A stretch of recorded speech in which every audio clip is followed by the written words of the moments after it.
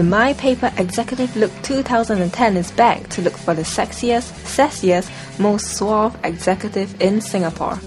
The first round of auditions was held at SPH to shortlist contestants who boasted the whole package: brains, beauty, and executive polish. Auditionees range from the smart executive to the sweet young professional, the corporate high flyer to the cool entrepreneur. We sussed out the beautiful crowd and get up and personal with a few. Check them out on today's R.age.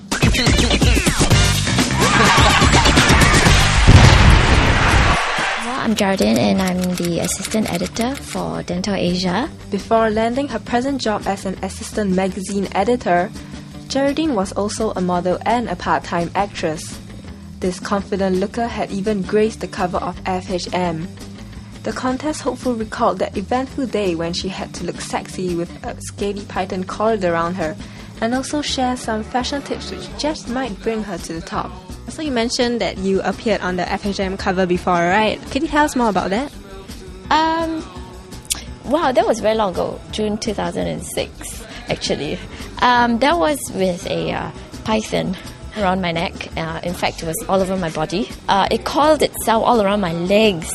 And I remembered it was hissing very loudly and very, very, very fiercely as I was holding it in my hand. See, I was like holding it like this. And the python was here and it was coiling itself tighter and tighter and tighter. I remember the production crew was like, okay, Geraldine, think cover. And I'm like, how am I going to think cover with this python wrapping itself so fiercely? And I'm like this, I mean, like holding the python's neck was here, and I'm like, how, I was like, how am I going to look sexy? And so I was like, okay, whatever. So would you say that having an experience of acting and modeling will give you an edge in this competition?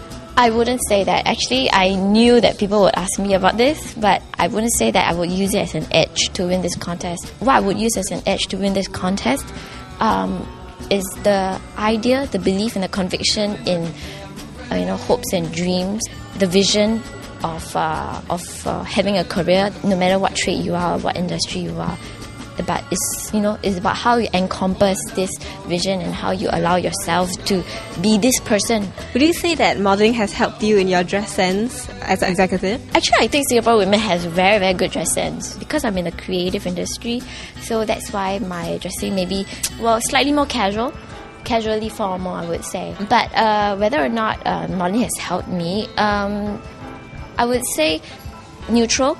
It's not really like it did a major big change or dramatic change, but it has also allowed me to explore different ways and different styles of dressing. I guess as an executive, no matter what industry you are, being able to dress well, power dressing, what you call it, I guess it still exists. You dress well, you look okay, you look good, you got nice hair, all that. Half the battle is won when you go in there. I'm just joking, but yeah.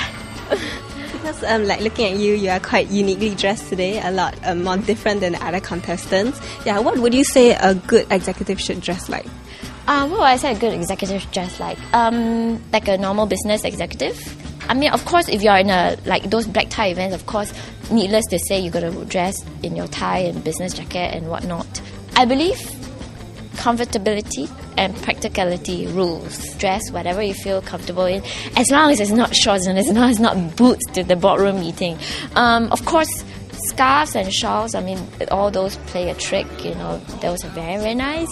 I also use that too in the office. No point wearing a very nice dress just because it looks businessy, but you still feel so uncomfortable. Doesn't really... the kind of feeling and the kind of vibes that you portray to your client, they can feel it. But overall, I think what the business executive should really look out for is that always dress whatever you're comfortable in, and always dress for the practical occasion. And of course, dress not just to look good for yourself, but dress to feel good about yourself, as well as dress to in other words, what you call power dressing, dress to win. Power dressing is the key to success. But what does young female funeral director Jolie Ang have to say about her dress sense? The pretty lass with the unusual job tells us that dealing with death is nothing spooky. All that and more in our next clip.